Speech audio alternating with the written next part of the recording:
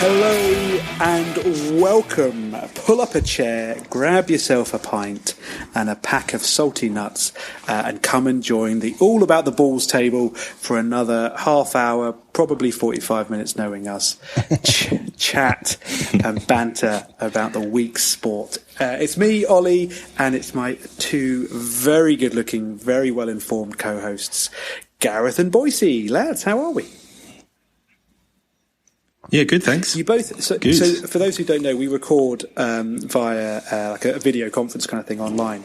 You're both looking great. Let me just say that. But you're both looking like two men who have been working very hard for the last few months and are desperately crawling your way across broken glass towards the holidays. And you don't have much left to give. Thanks. I don't know if I should be insulted by that. I know. I'm insulted. With one hand, you've led in with my two handsome, well-informed co-hosts who looks dishevelled, tired, and basically, frankly, it's a good thing as a podcast, is what you're saying. I mean, we've all got faces for radio, I think is the way to summarise this. But yeah, boys, how are you? I'm very good. I'm to say, obviously, for our long-term listeners and short-term listeners, Ian is a Palace fan. I am what could be described, I was going to say a closet Brighton fan, but that's a weird thing to say. A Brighton that's fan. Got a slightly different connotation down south. I'm a Brighton fan in a way, and I've just watched Palace nick a point at home against Brighton. So mixed on that side of things, but otherwise I'm very well, thank you. Very well. Ian, how are you? Yeah, good. Good weekend. The Christmas drinks have started, so that's nice. So that's good. So lots of eating, lots of drinking, which is always good. Yeah, it was a good one. Always good. Disappointed in the Palace result. I feel we probably should have won that one with a better team. We're probably targeting Europe. You got to be pleased with that, though, Gareth. Oh yeah, definitely. I think extra point closer away from relegation. Well, we're actually, I believe, 1 point worse off than we were last season. So that's good to hear. So that's good. It's better. Sets you up well for the. It's better looking, but sometimes you just want an ugly one, and you just want to take the 3 points. Sorry, what are we talking about now? I'm not sure. I mean, not wanting to get political here, but I do wonder about how many Palace supporters voted leave and are now desperately hoping for European football next year. Yes, well, exactly. the irony. Actually, but anyway, does Brexit affect us joining the Champions League? I don't think it'll affect qualification. That would be amazing. You have to apply once you've finished third in the Premier League. You don't have to apply for a Champions League visa. If anything, it will affect the Bosman ruling, won't it? Yeah, it will. It will. Yeah, it will affect that. It will. I mean, we will be inundated with Australian and South African footballers now because they'll just be desperate to get in. So, is there no end to the benefits of Brexit? Yeah, well, it's just the gift that keeps giving, I think. Is there a start? The gift that keeps giving. Before we get going, though, I was just speaking to Ian earlier because you were late for the podcast tonight. All right, Oliver. stop point fingers. I had my annual Christmas drinks with all the ex Brighton football pros. When I say ex, in their 50s and 60s. Hence why there was no podcast last week. It was my fault because I was out drinking with them. With celebrities. I was telling Ian, I'm chatting to this guy, as absolute belter of a bloke, great football knowledge, really interesting. Everyone was calling him Gats, so I started calling him Gats because that's what you do in a football scenario. I'm busy chatting, we're talking about professional sport, and bear in mind I was about 8 or 9 Peronis in and 3 gin and tonics, so I was talking absolute rubbish. When I used to be half decent at cricket when I was 16 is my closest I can say to pro sport. And he said, trials, mate. We've all had trials. Yeah. Well, exactly. Everyone's had trials. So he's chatting. I was, oh yeah, my brother was a pretty good cricketer. So I was like, oh, who's your brother? And he went, Mike Gatting. And I was like, awesome. That is, I actually think I said the phrase, I need to need to remember the name you've dropped when I get off the stool to go to the bar so I don't trip over. Yeah. And he was like, well, it's just my cat, isn't it? I was like, it's just my brother. I was like, it's very weird. This is very weird situation. Yeah. So, okay. But anyway. Quick one for you then. On the spot, question without notice. What is your favourite Mike Gatting memory? The ball of the century. Yeah. Yeah. There's just the bamboozlement, and when someone turns around halfway to the pavilion and looks back and goes, "Did I actually was I just involved in that situation?" Wasn't he had a massive argument with umpire on the pitch as well, didn't he? Yeah, I think he. I don't the finger pointing and I think wasn't it with a series of Pakistan players and umpires? He's had a few run-ins, I think. Yeah, we'll steer clear. I think it was. Legally, we'll steer clear. But, yeah, I mean, to be fair, in 363 days, when I have those drinks again, I will ask Gats about that. So I'll bring that one up. I will report back. Can you imagine? Go on, Boise. Well, I was just going to say, you say it was drinks with the ex-Brighton players. So why are you there? Look, and why is Gatting's brother there? Did he used to play football for Brighton? Well, Gatting's brother made 279 appearances for Brighton, scored 10 goals at centre-back, was on the losing side of the FA Cup 1983 final against Man United. I didn't realise that. So, did you just do your research on everyone there? Yeah. A little cheat sheet. I can only remember to meet you, Mr. Gatting. Him and the dad I do know who is the ex. So the only reason I'm there is because one of the dads is it was basically the one who organises, Steve Foster. So it's basically because I was with him, because Jamie plays football with his kids. So I crack the nod. Although for another time, I've got a great story with one of the other dads from football. Most bizarre. It's not sport related at all, but it was just the most bizarre theory. So another time I'll tell you that story. But absolute genius. I don't think we can compete. Not wanting to label Boise with my limited celebrity knowledge, but I don't think we can compete with that. Oh yeah, it's not often. Definitely not. Definitely not. I do get to pull the Gatting card out. So yeah, very nice. Very nice. Anyway, look, the balls. Speaking of Gatting and cricket, we're getting ready for a really tasty winter of cricket. Actually, I think you got Australia and New Zealand, and they've just wrapped up the first test with Australia absolutely pounding them, pounding the Kiwis, and then England South Africa kicking off pretty soon as well. Which Jimmy Anderson's comeback? Yes, indeed. I still hear me now, believe me later. I'm holding on to the fact that Anderson will never play for England again.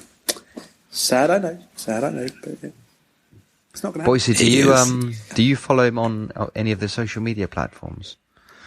Yeah, brief. Like, he doesn't post much, does he? No, but he looked only on Twitter. He does do a fair amount on the gram, and he looked very fit in a warm up the other day. So, I mean, sports fit. I mean, match fit. That sounded bizarre.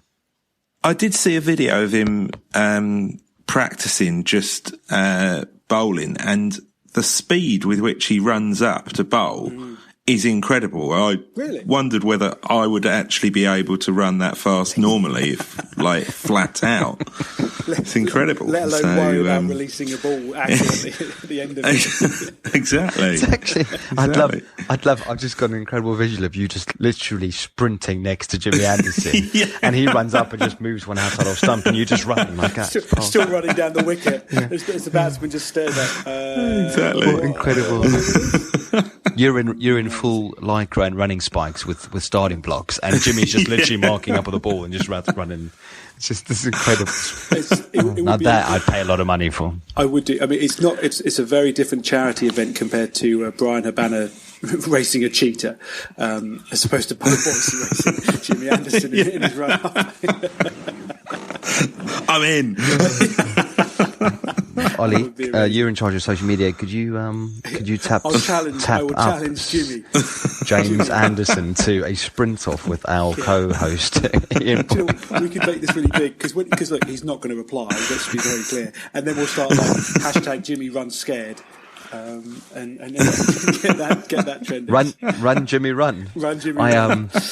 Although, Boise, you've met Machin, so once you message Machin. See, exactly. Well, he is a close personal friend. Yeah, so, like me and Mike Gatting. Yeah, exactly. I've got a piece of paper here tallying up how many times I can say Mike Gatting in a podcast. Yeah. Must be why don't we make this double header? I'll race Jimmy, you race Gatting. Because I know I'd lose. For a 60-year-old Gatting. Right. Listen here, he's quicker than he looks. 0 to 30. Right? Ian, you've seen me play hockey. I'm not built for speed. Correct. I don't really know what my strength was, actually, when I think about it. I had no endurance, and I'm not quick. There's at least one or the other normally. Banter. Banter. Well, I'll have a think about that, and hopefully by the end of the podcast, I'll have come up with the could you report back with what you were. But question for you lads. In this first Australia New Zealand test, it was a day nighter over in Perth, and they were using the pink ball. What are your lads' opinions on day-night test matches? I think they've got to have them. I think I add something a bit interesting, but Test cricket is dying out. As great as it is, and well supported in England, and I think there's been some really good series. It's only really well supported in four Test playing countries, so India, Australia, New Zealand, and England. That said, they had the test in Pakistan, which was really well supported. So hopefully that is going to help the game. But I think they've got to change it up. It adds something interesting. It makes them think about the tactics a bit more. It's just really annoying that Australia won so convincingly. I know. I actually thought New Zealand would compete a bit more, but Australia just seemed to be getting that bit of momentum back, and we all know what that's going to mean. They start chirping a bit more again, and did you see? Become really annoying. Gareth, what do you reckon, mate? You pro or anti a bit of pink ball? Yeah, I think. You know my feelings on that. I think it's good. I think it's just got enough that it doesn't lose the Test cricketness in it, if that makes sense. Yeah. I still, I think if they went any further the other way, I think it would not feel like Test cricket. I think it does.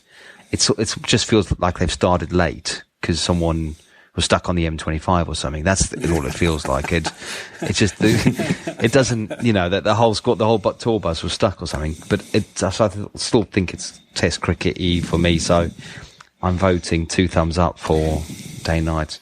Although Australia are good at them, they're always good at them, aren't they? Very good. Yeah. Well, actually, I think they're.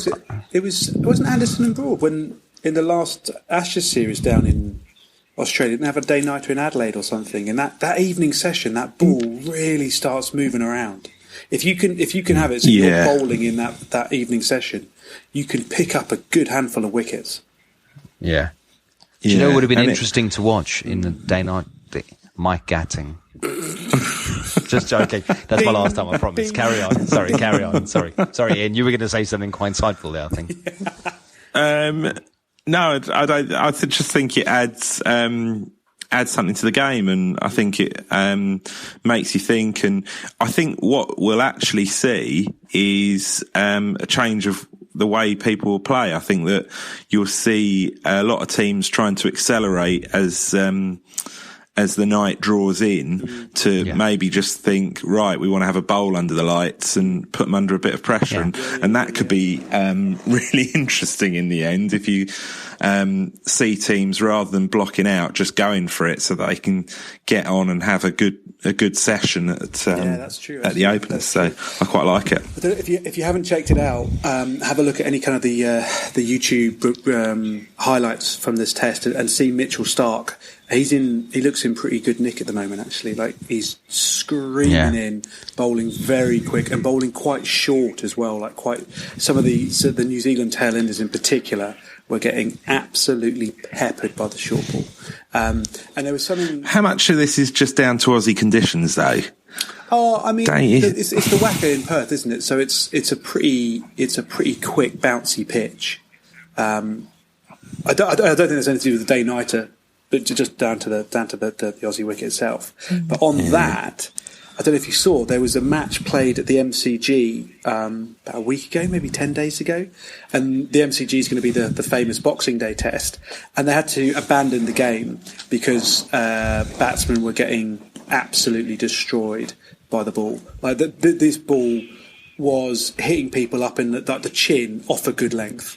It was absolutely vicious. Yeah. And Mitchell Starc must have been looking at that going, I cannot wait to get to Melbourne. Absolute minefield on the track. Absolute minefield. We're all batsmen, aren't we? Which is quite weird. Yes. So. Yes.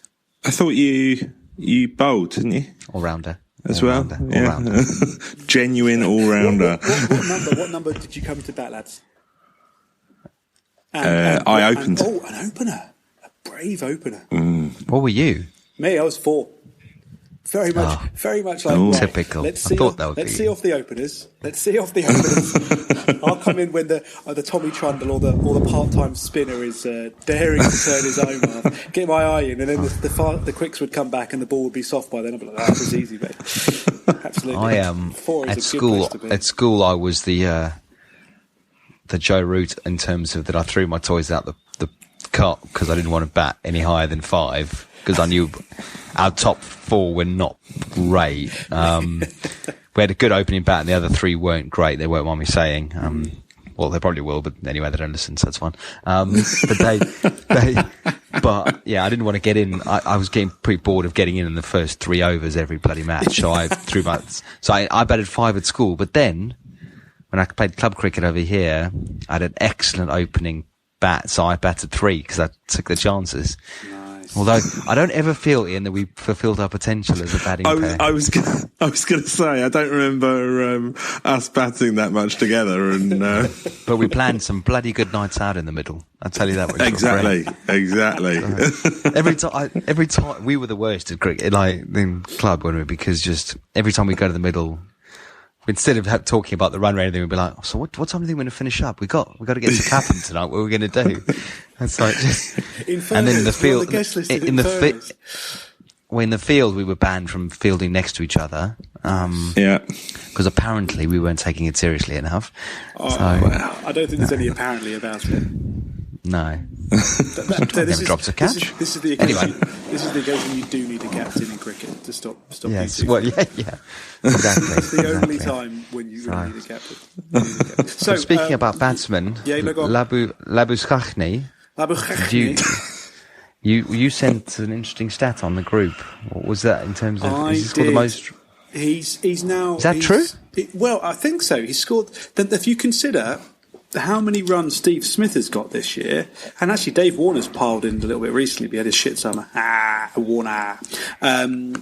Labuschagne, which I think is a Polish for lasagna, he scored most runs in Test cricket this year, and he's passed the 1,000-run mark. He is absolutely piling it. And when you consider he wasn't first choice for the Ashes, was he? He was brought in as a replacement. Yeah, he was playing county cricket, so it's ridiculous, really, and they've really lucked out. And again, it's really annoying. Very irritating. I feel like they came with a batting issue and managed to end the tour with a player that didn't look like he'd ever get out, and another like a find of the season. So I think Warner's just scoring runs because it's Australia. I'd like to see where they're going next and how he'll do. But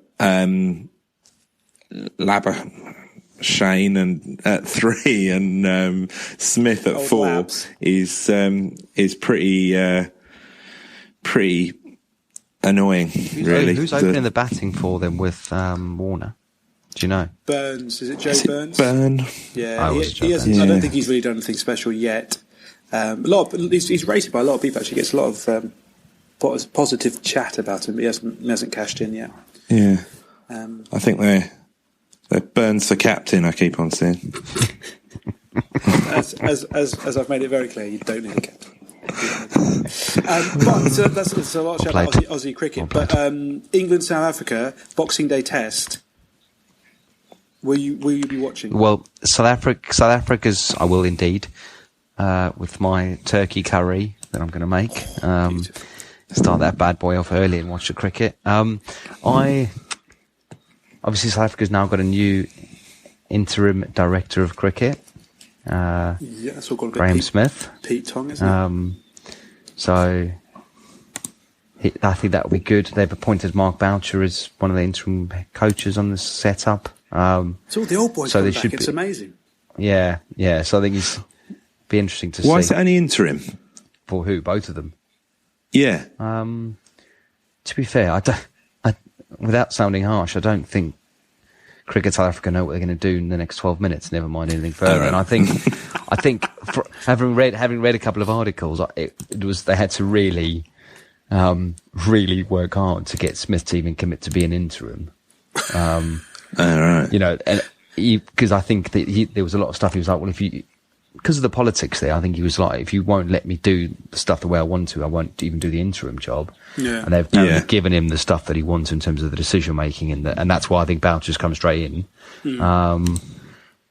My gut is if it goes well and they operate nicely and there isn't that political rubbish that goes along with it, then maybe because he'd be I think he'd be a really good director of cricket. Although the same as director of football, I'm not sure what they do, but he seems to be making decisions and bringing people in. So, but yeah, it's going to be interesting. Look, there's a lot of stuff they've got to get right, so I don't think they can change it overnight. So, it'll be interesting. I haven't actually done much reading around this at all. I haven't heard much yet. Are South Africa the favourites for this Test series? Because they're in a bit of disarray at the moment, aren't they? Yeah, but looking at it, they've leapfrogged England into 3rd in the Test rankings. Have they? Oh, really? So, which I was quite surprised about. Yeah, that is. So, good. I think it'd be a really good series. Oh yeah. I think you've got a load of debutants in as well, haven't you? So, it could go 6? one of two ways. Either they'll, 6. So, either they'll step up and you'll find some really good players, or they'll be rubbish. As we like to make bold predictions on here, I'm not sure how long Faf will be captain. Really? And I think he's a great captain. Like, there's nothing wrong actually with Faf in that, but I think they'll try and blood a whole new process in, and I think Aidan Markram will become captain. Should be good. He's a good skipper. So hashtag. And you're all for that? Hashtag Markram for captain. A lot of hashtags, a lot of skipper hashtags going I don't know. The irony, I don't even bloody know how to use Twitter and all that hashtag stuff. Which is clear because I'm using it on a podcast forum that makes no sense. Speaking of interim, is Freddie Ljungberg the worst interim manager of all time of any sport? Or not worse, but least successful. Not going to judge whether he's good or bad, but least successful. As an interim manager, potentially, yeah. I don't know what they're doing. I don't think anyone knows what they're doing. I think they're in danger of having a really, really bad season. What is relegation battle? Probably not relegation, but not far off. I can't see who they're going to beat at the moment.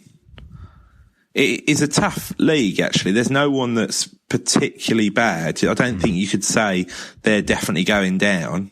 And the 3 teams that came up are all fighting to stay up and doing all right. And Arsenal just don't seem to know what they're doing. I don't think going for Arteta is the way forwards. I think being a successful coach and being a successful manager are 2 very different things. And I can't think of any coach that stepped up and performed as a manager. That's just off the top of my head. But especially at that level, he's going to come in with such high expectations. I really believe they should just splash out on a big name manager that's got Premier League experience to just try and steady the ship and get them top 6. I still think they could probably get into the top 6, but appointing Ljungberg was just an odd decision. You would have thought if they got rid of Emery, they would have had a plan in place, but it doesn't seem like they have.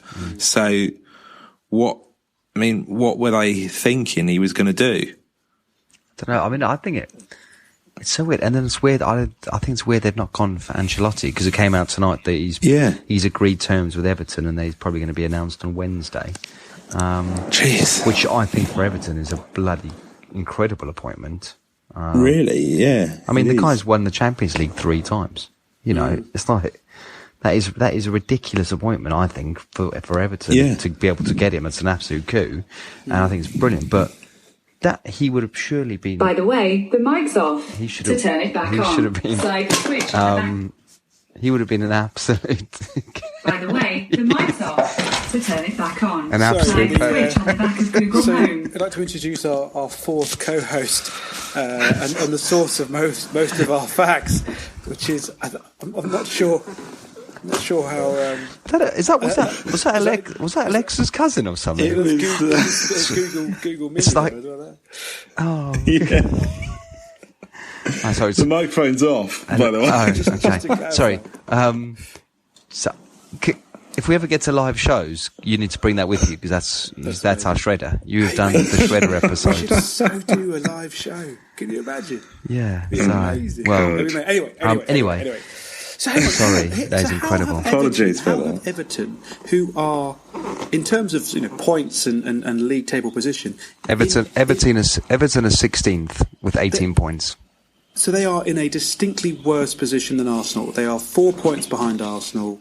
Form-wise, they're pretty much the same as Arsenal. But how have Everton? What does it say about the broader setup of the 2 clubs, where Everton have managed to be able to steal that kind of quality manager, and Arsenal, I don't know, like Boyce says, don't even seem to have a plan about what to do next.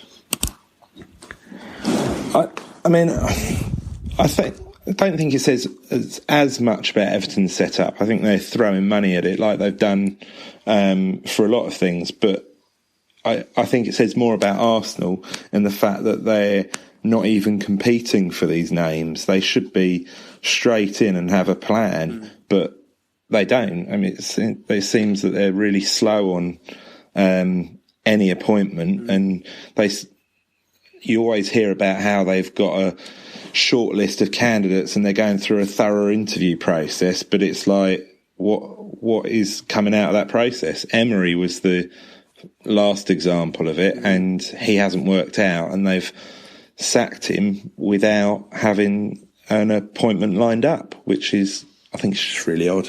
Especially coming into the transfer window. This transfer window is going to be huge for them.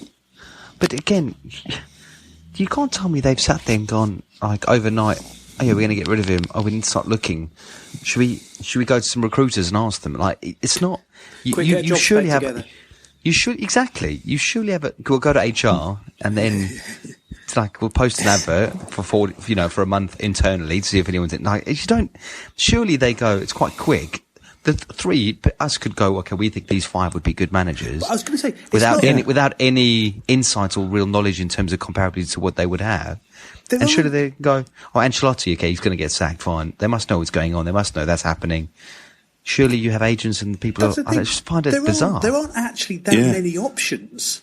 There's probably I don't know, 10 maximum who are, out of work or unhappy or about to get sacked or something like that across the whole of Europe. Well, there must be a maximum of like 10 people who can actually be considered for the role. So you don't even need... Absolutely. It's not like, it's not like, oh God, I've better do a bit of a search in LinkedIn and see who's around. Right?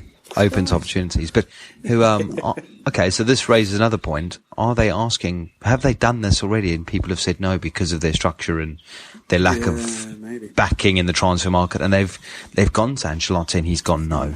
They've gone to different people and they've said no. Do you think that could have happened? Could be. Definitely.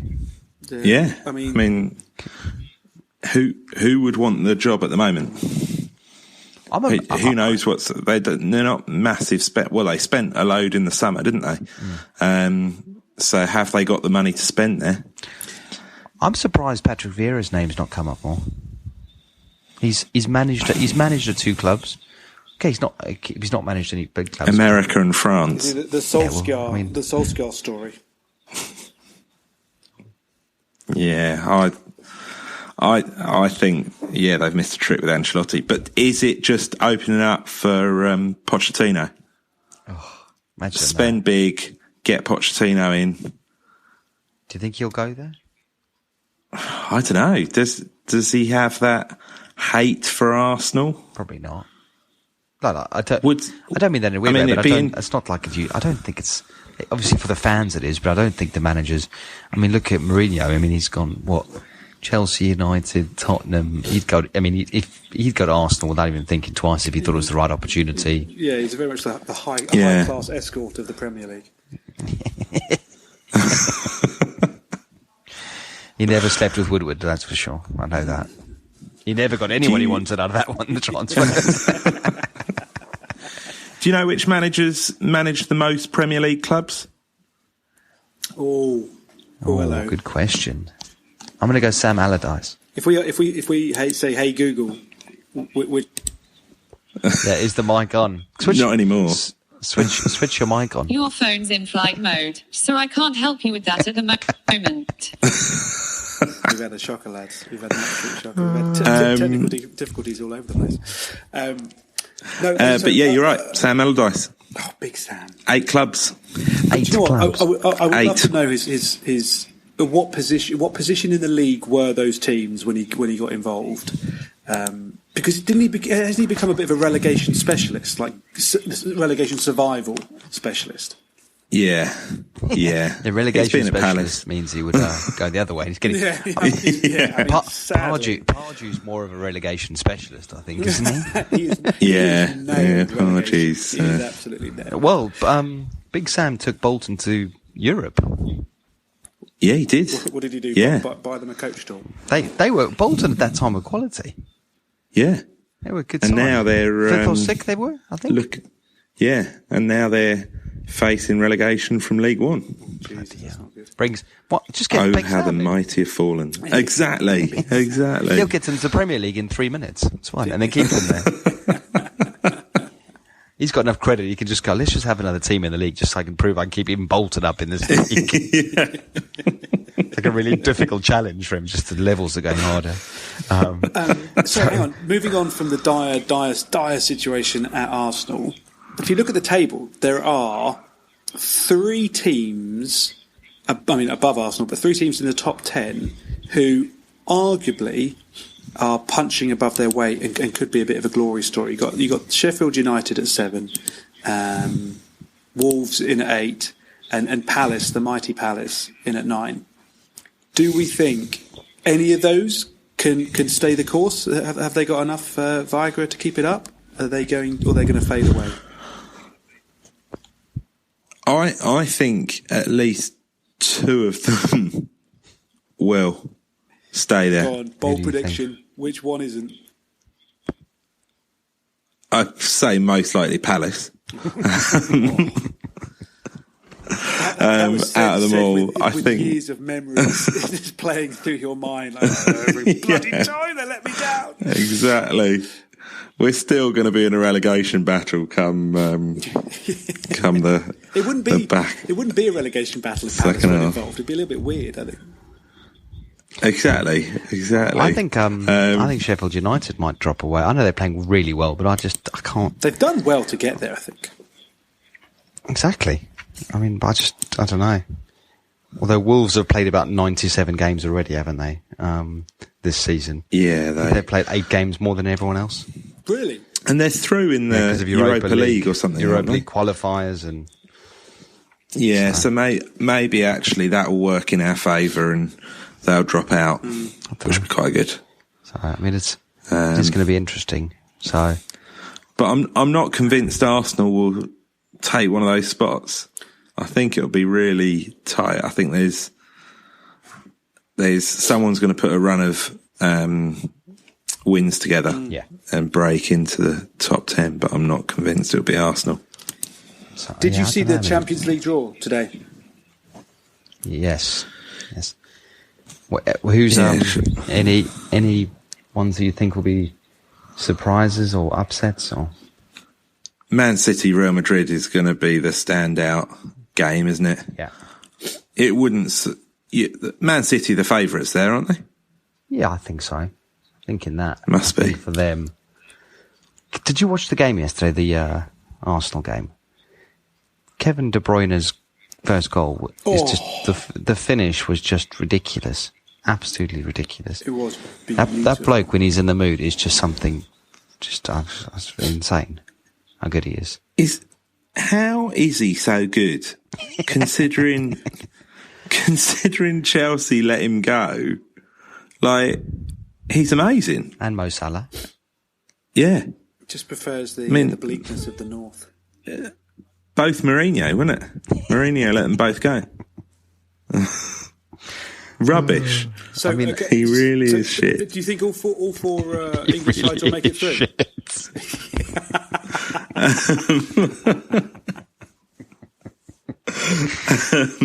You cannot get that kind of insight anywhere else. Certainly not on Sky Sports. He is absolute shit. That said, Spurs will definitely make it through. Yeah. They'll beat Leipzig. Yeah, so I think Spurs will go through. I think City, look, Madrid, you just don't know who's going to turn up, but City should beat Madrid. Yeah. Bayern should beat Chelsea, I suppose, but that will be interesting. And Chelsea's form, I think, they'll be Bayern will beat them. But Bayern aren't really great at the moment either, are they? And then you've got Liverpool Atletico, which I think is a good tie, actually.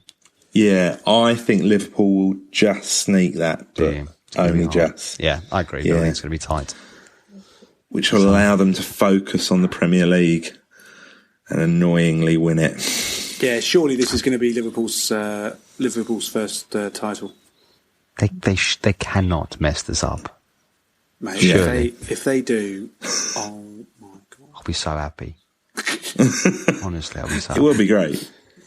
I was chatting to 2 Liverpool fans on Saturday and they talking, honestly, like they've won, this is going to be their 5th year in a row or something that they've won it, the way they talking and the smugness that comes out of it. I mean, it took United at least 3 Premier Leagues to be as smug as we were in the 90s. Now, they're not even there and they're smug. I love how bitter you are. You're now actually looking for a smugness ratio. You're like, no. We were never this smug. Like, mate, Man United were renowned for being a bunch of smug. Yeah, but when we'd won the league 3 or 4 times out of 6, I think you're entitled to a smugness level. Not when you've probably almost won the league already, but you can't. It's a new category on football top trumps. Actually, I do want to ask both your opinions. Would you, do you think Harry Kane would make it into the Liverpool starting lineup? Yes. Okay, good. Thank you. So I just want to check that. Good. Just thank you. That's all I need. Definitely. That's all I need. I think Harry Kane would make it into every Premier League team. I don't know about. I'm not sure if Brighton. Arsenal, more pay is Arsenal, absolute world class. I don't know if Arsenal need goals right now. I don't know. Yeah, you're right. Actually, no. To be fair, I reckon Kane could make the Arsenal side a centre back. Yeah, he could play midfield for Arsenal and be better. Honestly, based on yesterday's performance. I mean, do you know what? Absolutely. It was funny. There was a lot of the typical kind of sporting punditry phrases that came out, but one in particular that made me laugh was it was boys versus men. And I was just thinking about, I've literally been involved in games like as a schoolboy where we were so heavily outclassed, and I was just looking at Arsenal going, yeah, I've played as shit as you before. And it's like, Christ, guys, what just a total lack of just like defenders looking at each other going, oh, I thought you had him. As another Man City man pops up unmarked to the back post and knock it in. There's actually points in that game yesterday. It looked like City had 14 and Arsenal had 9. There were so many situations where you just thought, how have they got into such a kerfuffle to be in that place? that was very much Ljungberg's key word actually at half time. How can we get that must be Swedish for what the fuck is going on here? It's Swedish for flat pack or something. So it'd be interesting. Even it's bad when he's going, look, we need to appoint a manager. I don't know what I'm doing. Guys, the headline is Ljungberg says we need a manager. I'm like, you are the manager. This is what he's going. Guys, I'm way out of my depth here. I'm way out of my depth. I don't know if you've seen your email signature, but bad news, mate. You are actually the manager. The interim is underlined and bold on his signature. Maybe they don't have like the word interim in Sweden, and he's really confused about what it means. And it's like, where's the manager? He's going to work each day. Where's the manager? I think they should give the job to him. Just let him blood himself in, give himself 3-4 seasons there, and they'll be great. Right. Good. No? Good. Okay. Anyway. Right, before I think I've got to go now, so we're going to wrap up. But one last thing. Did you boys see the Rob Howley story? For our listeners, fill them in. For our listeners. So Rob Howley's the former attack coach, who's on an interim holiday. As a sabbatical. Forced sabbatical. So Rob Howley is the former attack coach of Wales. He was found guilty of gambling on rugby matches to quite an extensive number. I think of like over 100. Over 1,000. 300, I think. It's ridiculous. It wasn't. If you've ever exaggerated quicker than that. I got carried away. Between 50 to 100. 400,000 games I was betting on. But, I mean, look, to be fair to him, apparently he didn't try and deny any of it. He was really clear about, yes, I did that, yes, I did that, absolutely. He didn't try and hide it either. He used his official Welsh Rugby Union email address to sign up for betting accounts and mobile phone to make bets. Like, he wasn't trying to hide it. It wasn't like, I know, but he knew it was wrong. Apparently he knew it was wrong. But interesting question for you guys. Why is it wrong? Because he was, sorry, just to be clear, at no point was he betting on Wales to lose. So I can understand if the RFU or whoever going, look, mate, you can't bet against your own side. That's not a good look.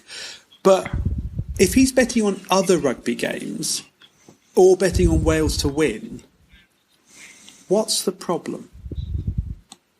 Well, you can't, and it's not every sport, but most sports. And what's the problem? And does rugby need a captain?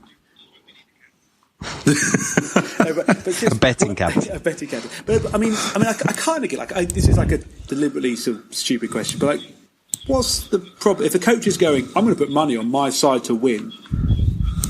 What's the problem there? I think it's the influence that they have over the game in general and the knowledge and that they could be speaking to various people. I think, that's the only thing I can guess would be. So is it more insider trading? The other, I mean. Well, especially if he knows, say for argument's sake, he's getting a tip from another mate who coaches a club team that they've got massive injuries or they've got problems or they've got an interim director of football, and it's just all going pear-shaped. Like, so he's getting info, isn't he? He could be getting info on all. But in horse racing, can trainers and stuff gamble? No. Because you get, I think they can. Owners can. Yeah, and owners you get tips all the time and stuff, don't you? So they. Yeah. I mean, obviously that's not strict legal, but they do. That's everywhere. So I wonder. But then I don't know whether I don't think jockeys can they? So no, because they've got a So I think with horse racing, I think you've got to have a more direct involvement than football and cricket. Football and cricket, you can't obviously. You can't. And you don't get so many horses betting on themselves either, which is. But this is the thing I don't really get. I don't really get why a player can't back themselves. Like, I'm going to score 7 tries today. Yeah, like I mean, I get it. Like, if he was placing the bets on behalf of someone else, or he was giving information to someone else, and they were placing the bets, then that looks a bit dodgy and a bit off. But. But if it's all his own money and he's doing it himself, then it's. I mean, plus also, apparently he was actually £4,000 down, so he wasn't good at it either. Look, mate, actually, I think that's partly why they suspended his sentence, because they actually you were shitting. You've been a glutton enough. I think you've had a punishment. You actually owe Betfair $4,000, so I think you need to keep working. When the fun stop. That's all I think they should have said to him. Was he going to be part of the new setup? I don't know. I assume so. I think, yeah. I mean, maybe not so much anymore. But I just think it's amazing that in sport he can do it because 4 years it was over, and how does he get away with it? I just think it's. I mean, again, how did he get caught? Well, if he's apparently sounds weird. Good point. Yeah, one of the agencies reported him. One of the agencies contacted the Welsh Rugby Union and said, "We think one of your staff is betting on one of the upcoming games." And so they flew over to Tokyo and knocked on Rob's door, and he said, "Sorry, I'm just placing a bet. I'll be with you in 1 second." But he was worryingly. He's just covered in betting slips, going, "I don't know what's going on. I don't know what's happening." Yeah, I mean, he wasn't. This is the thing. He used his email address. He used his official phone. Like this, I think actually what should happen here is he should get off scot-free, and the Welsh Rugby Union compliance team should be like, "How did you miss this?" Like, it was on his emails. It was in your email servers. Like, how is this? How is he allowed to access a William Hill account using his Welsh Rugby Union mobile phone? Like, this is dodgy as all get out. I'd love it if he was £4,000 down and he was like, right, this bet, I just need it to settle my account, and they've gone, nah. I've got an absolute pearly here. Yeah. It's a dead cert. Yeah. Canada to win the next World Cup. I've got $4,000 on it, and I'm in. No, Rob, you've gone too far, Rob. Enough's enough. So another rugby conspiracy theory: is it coincidence that it came out just before the World Cup? Doesn't that stink of someone trying to disrupt Wales's preparations? 100%. Mate, I blame Eddie Jones. You are our number one investigative so journalist. Close. Actually, when you think about it, it is bloody suspicious, because he's, like you say, he's been doing it for years. Thousands of matches that he's bet on. And what, just at the World Cup, suddenly someone goes, "Excuse me, Mr. Howley, can we have a word, sir?" Right. I would love to know which agency it was, but yet, mate, it runs deep. It runs deep. Yes. The Illuminati are going to come for us. And not wanting to pile on, but Wales did not play much attacking rugby in the World Cup. I don't know if anyone noticed, they were pretty boring games that Wales played in. Yeah. It's because all Rob Howley's bets were on low-scoring games, so they told to rein it in. Yeah. While he was under investigation, could he be gambling? Because then he's not strictly doing anything, right? Yeah. So he's just... There they are, like lining up for Dan Bigger to go for goal, and there's Howley going, no, tap and go, tap and go. Yes, yeah. Go for the line near our try line, and we'll work our way up again. We're going to build it back up again. Get out, lads. So, we shouldn't really poke fun at someone's gambling addiction, but it is. No, it's funny. Funny. I mean, I think he should be allowed to continue. I don't see anything he's done wrong. So yeah, I mean, this is another reason why I'm not involved in the legal profession. But yeah, well, exactly. One of the many. Anyway, lads, on that bombshell of another Boise rugby conspiracy. Yes. Actually, I think it's got a lot of legs. You're a genius, absolute genius. Absolute genius. It's like, I think we should do a 5-minute segment once a week of just conspiracies and just got drop one in and just Boise's conspiracy. Conspiracy coiner. I love it. Awesome. Coiner. I don't know what that was. Hey, John, Rob Howley. There's been a murder. It's a conspiracy corner. Hey? Based out of Chicago, this is conspiracy coiner. Anyway, we are talking absolute rubbish, but I love it. I do love it. But before we go, if anyone is still listening, we are going to do our Christmas special next week, Monday the 23rd of Christmas. So it'll be in your stocking on the 24th.